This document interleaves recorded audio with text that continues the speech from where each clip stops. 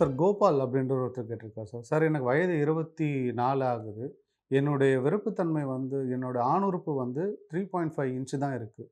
எனக்கு வந்து 30 செகண்ட்ல விந்து வெளியேறுதுன்னு சொல்றாரு. ஆணுறுப்பை பெரிதாக்குறதுக்கும், அதே மாரி விந்து சீக்கிரம் வெளியாகிறத தடுக்கிறதுக்கும் நெறைய முறைகள் இருக்கு. முதல்ல ஆணுறுப்பை பெருசாக்கிறத பொறுத்தவரைக்கும் என்ன காரணம்னு கண்டுபிடிக்கணும். ஹார்மோன்கள் ப்ராப்ளம், ஜெனடிக் ப்ராப்ளம்ஸு ஏதாவது இருக்கான்னு பார்க்கணும். நெறைய டெஸ்ட்டுகள் எடுக்கணும். எடுத்துட்டு ஏதாவது காரணம் இருந்தா அத சரி பண்ணணும். அப்படி இல்லன்னா நெறைய மருந்து மாத்திரைகள் இருக்கு. பி-ஷாட் இன்ஜெக்ஷன் இருக்கு.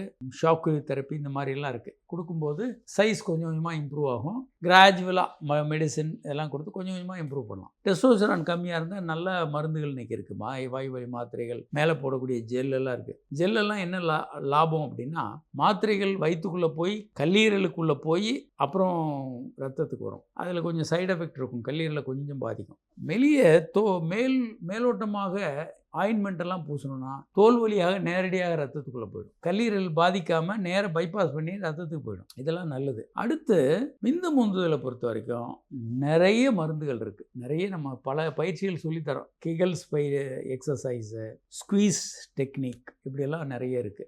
இதை தவிர பழைய மருந்துகள் நிறைய இருக்கு. ஏராளமான பழைய மருந்து SSRI என்ன குரூப்பில் இருக்கக்கூடிய பல்வேறு மருந்துகள் நிறைய பயன்படுத்திட்டு இருக்கோம். 2010 டெபாக்சிட்டின் போன்ற சில மருந்துகளை இன்ட்ரடியூஸ் பண்ணாங்க. அது இந்தியாவில் இன்னைக்கு கிடைக்குது. அதே மாதிரி இப்போ லேட்டஸ்ட்டாக வந்து பினைல் நர்வ் ஸ்டிமுலேஷன்ற டெக்னிக் அது நாங்கள் நிறைய கேஸ் பண்ணுறோம். அற்புதமான விளைவுகள் இருக்குது. சில கருவிகளை பொருத்தி ஆணுறுப்பினுடைய நரம்புகளை பலப்படுத்திடலாம். ஸோ விந்து சீக்கிரம் வராமல் ரொம்ப கண்ட்ரோல்டாக அவங்க விந்து நீண்ட நேரம் செக்ஸ் பண்ண முடியும். ஸோ இந்த சிகிச்சை முறைகள்லாம் இருக்குது. நீங்கள் பாலியல் மருத்துவர் அணுகுங்க, இதை சரி பண்ண முடியும். சார் இளங்கோவன் அப்படின்னு ஒருத்தர் கேட்டிருக்காரு சார். சார் எனக்கு 29 வயசு ஆகுது. எனக்கு வந்து இன்னும் 2 மாசத்துல கல்யாணம் நடக்க போகுது. சுய இன்பம் பழக்கம் இருக்குது சார். இதனால் இந்த பழக்கத்துலேருந்து வெளியேறதுக்கு ஏதாவது வழி இருக்கான்னு கேட்குறாங்க.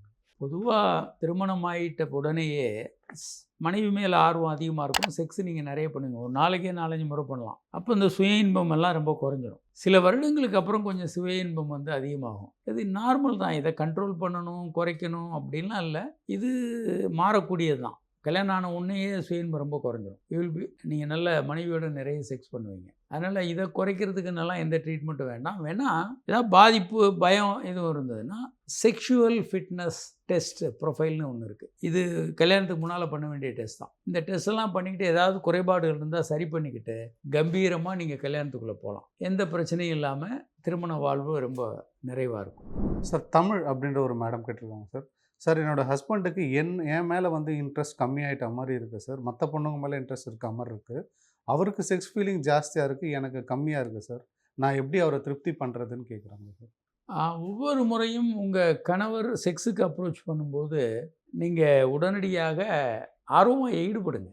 நோ அப்படின்னு சொல்லவே சொல்லாதீங்க. நம்பர் 1. நம்பர் 2, இந்த மாதிரி கொஞ்ச நாள் பழகின பிறகு செக்ஸ் ஆர்வம் கொஞ்சம் குறையிறது இயல்பு தான். ஆனால் மற்றவங்களை பார்க்குறதுல ஒரு இன்ட்ரெஸ்ட் இருக்குன்ற வரைக்கும் அது பெரிய தப்பாக இருக்காது. ஆனால் மற்ற பெண்களோட அவர் உறவில் ஈடுபடுறாரு, திருமண வாழ்க்கைக்கு வெளியே ஒருத்தர் உறவில் ஈடுபடுறதுன்றது அது அவங்க வாலண்டியராக பண்ணக்கூடிய மிகப்பெரிய தவறு. அது வந்து திருமண வாழ்க்கையில் ஏற்றுக்கொள்ளக்கூடிய இல்லை. ஹானஸ்டி வந்து ரொம்ப முக்கியம். பல பேர் அதை லைட்டாக எடுத்துக்கிறாங்க.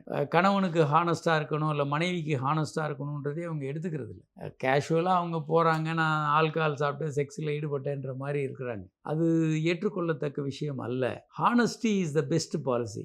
ஹானஸ்டி ரொம்ப ரொம்ப முக்கியம். அவர் வேறு ஒரு படங்களில் ஆர்வமாக இருக்கார், செக்ஸ் படத்தை பார்க்கும்போது ஆர்வமாக இருக்குது, அதெல்லாம் கூட இயல்பான விஷயம்னு எடுத்துக்கலாம். ஆனால் பிறன்மனை வள்ளுவரை தான் சொல்கிறாரு, பிறன்மனை விளையா பேராண்மை.